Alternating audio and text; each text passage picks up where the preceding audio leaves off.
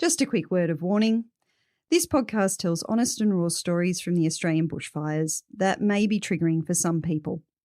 Please take care when listening to this podcast and stop if it makes you feel anxious or uncomfortable in any way.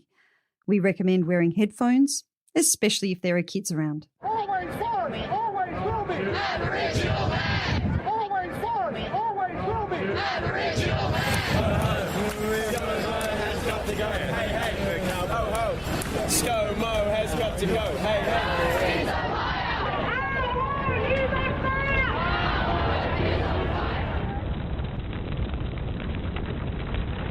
Catastrophic. Tales from the Aussie bushfires. My name is Pamela Cook. I'm an author and I live in the Illawarra region of New South Wales.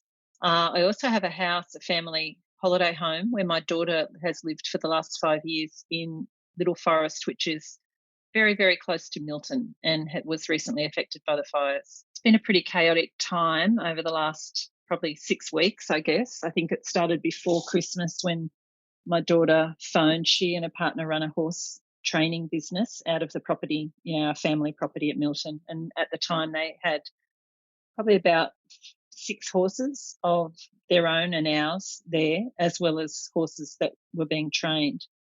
And they were advised by the bushfire brigade when they came up to the house that they should get all the horses out, get all the animals off the property, and that within a couple of weeks they're expecting the area to be hit very badly by fires. The bushfire brigade came in and actually bulldozed a fair bit of bush close to the house, which was really interesting. It was pretty scrubby bush, and to be honest, we weren't that bothered, and we were really happy that it was being done, so the house would stay safe. But as my daughter said to me, the irony is if we had applied to council to clear that bush, we would have been denied approval. So anyway, that was cleared and the horses were taken off the property. What that meant for them, of course, was no income. So they're a young couple with a 2-year-old child, haven't got a lot of savings in the bank, and his money that he earns from the horse training was their main source of income. So immediately they had no income coming in. So then it was just a waiting game, really, where, they started to clear as much stuff from around the house as possible. My husband went down there to help them. We bought generators. We, set the place up as much as we could. It's an old timber house. It's very, very close to the bush, even though it has some paddocks on it. And it's below an escarpment and pretty much in the middle of the Milton National Park. So there followed, a pretty few hair-raising weeks over the Christmas period where my daughter and her partner were coming and going. I actually didn't have to, but I took their 2-year-old for, probably about 10 days. He was here with us because they were worried. Of course, there's only one road in and one road out. So if they got stuck, they didn't want to have to deal with, having to try and evacuate and have him and be worrying about him. So he was here, had all their horses, their dogs, everything here, chickens, cats, the whole thing, which was fine. But the biggest worry, of course, was if the fire arrived and they were there. So, but what eventually happened was they went into town one morning to get some supplies as the fire threat, became more and more imminent, and they couldn't get back. The road was blocked. So they waited at the end of the road, and in that period they saw houses that were much closer to the highway, which was where they were waiting to try and get back, go up in flames. One of the men in that house, I'll probably get emotional now thinking about it, one of the men, who had literally just left his house, turned around, saw in the rearview mirror his house going up in flames, and they stood beside him while he sobbed, just had lost everything, animals, everything. And they were pretty traumatised by it too, even though it wasn't their house. But just to see your neighbours and your fellow human beings experiencing this.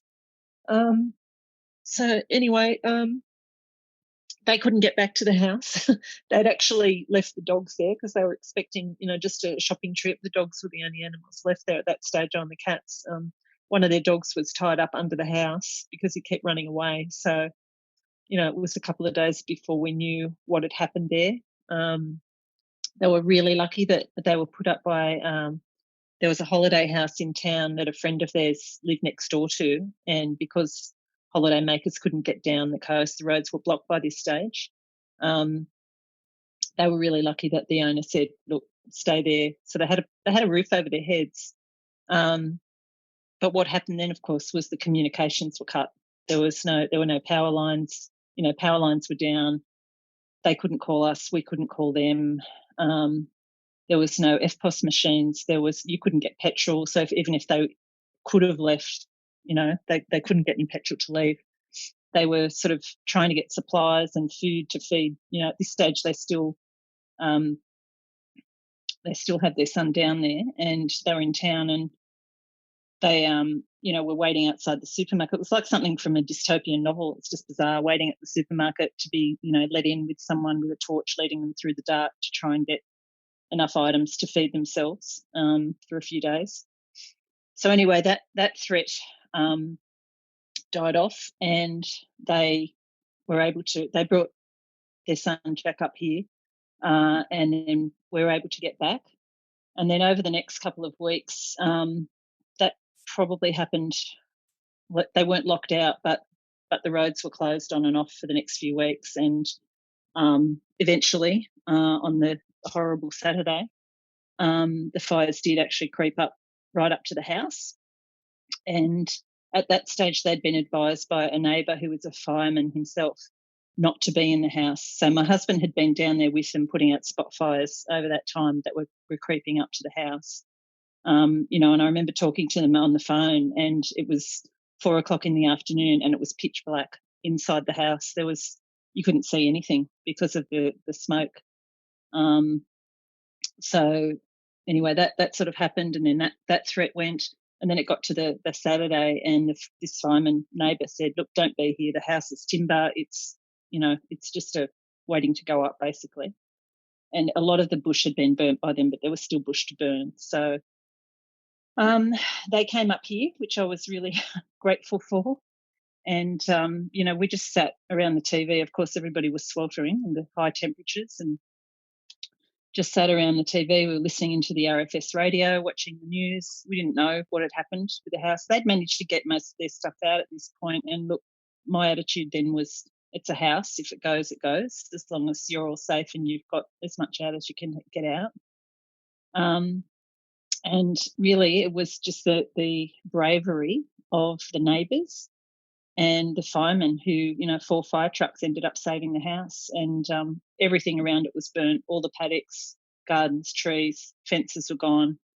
But the house itself just stayed standing. So it was a miracle, really. And it was because of the bravery of the people who got out there with the hoses and did it. We'd made the decision not to be there. And that's a decision, that everybody had to make individually. But it's had a long-term impact on them because they still can't run their business effectively out of the property. There's no fences there, So we're just sort of dealing with the aftermath now, going through the insurance process, and we've been a lot luckier than most, or not most, but a lot of the people who lost their homes and lost lives and livestock. But it's just you drive past houses on the road and they're just reduced to rubble, and all the bush. We bought that house because it was such a beautiful part of the world, and it still is, but all of the bush, right all the way down through the front of our place, right the way up to the Princess Highway, which is about 12 kilometres, is just gone. So, and of course all the animals that live there, there's still seen a wombat, and apparently the local lyrebird's still there, but in terms of what would have been there, it's just been decimated.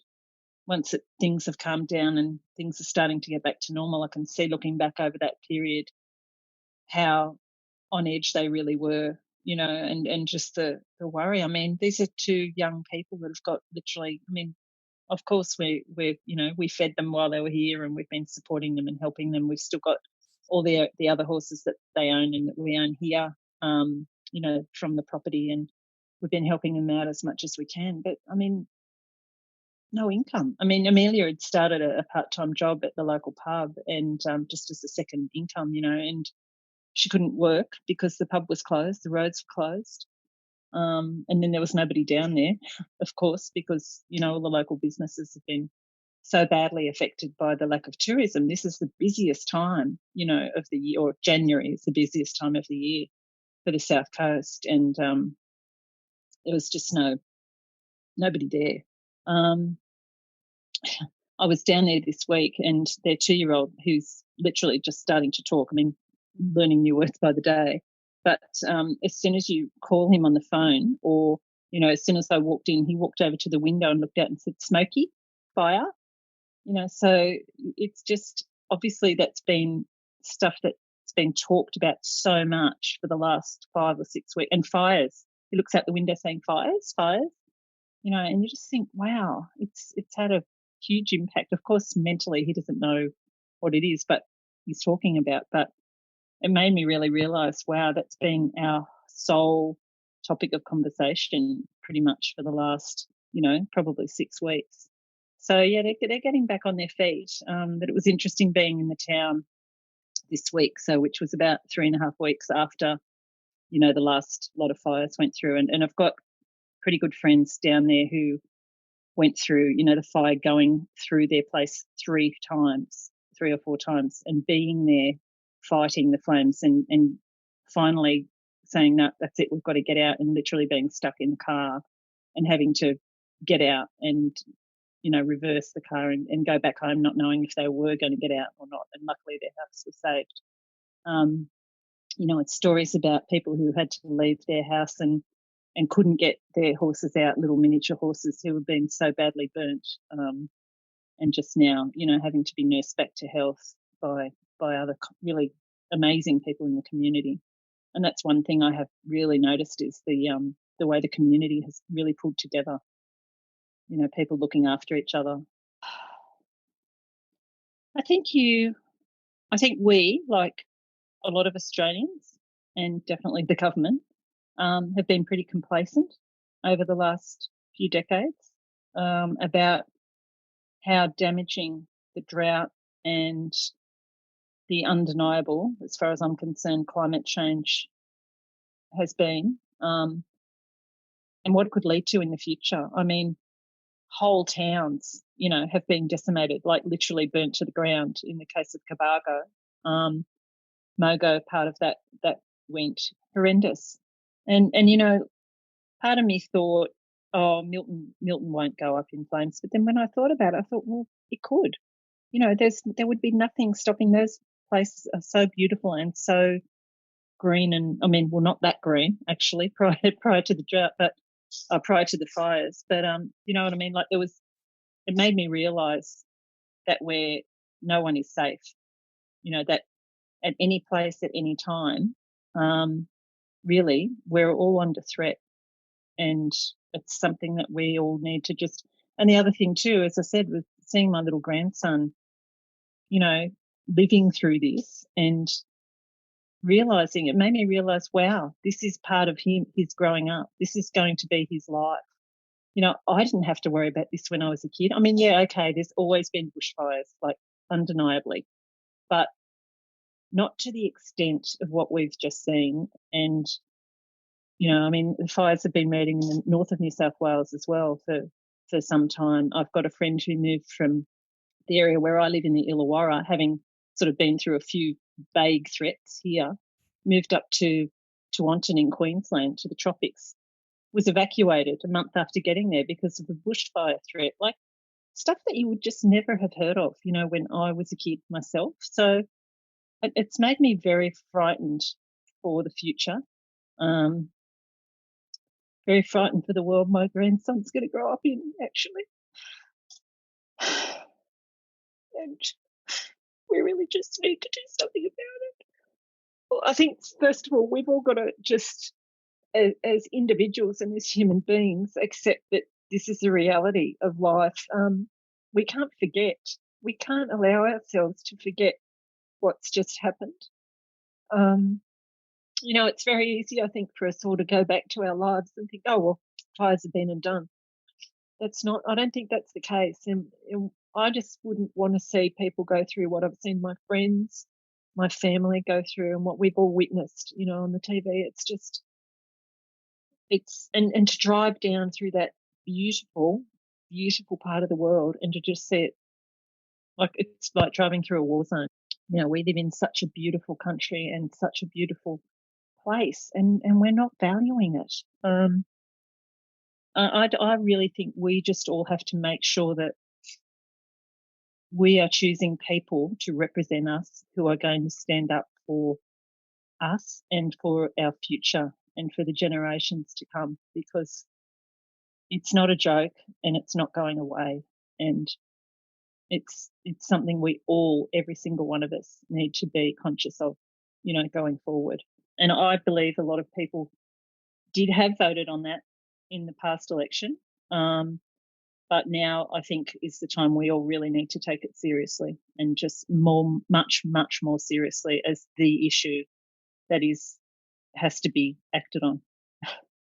We've got to do anything we can to.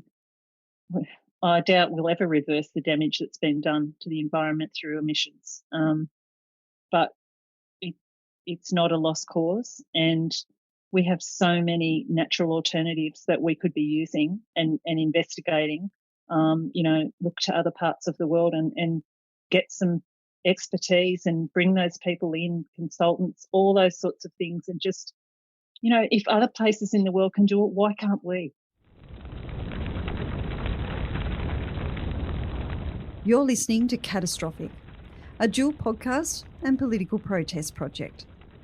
Catastrophic tells the tales of the Australian bushfires and calls for all-partisan political action around climate change.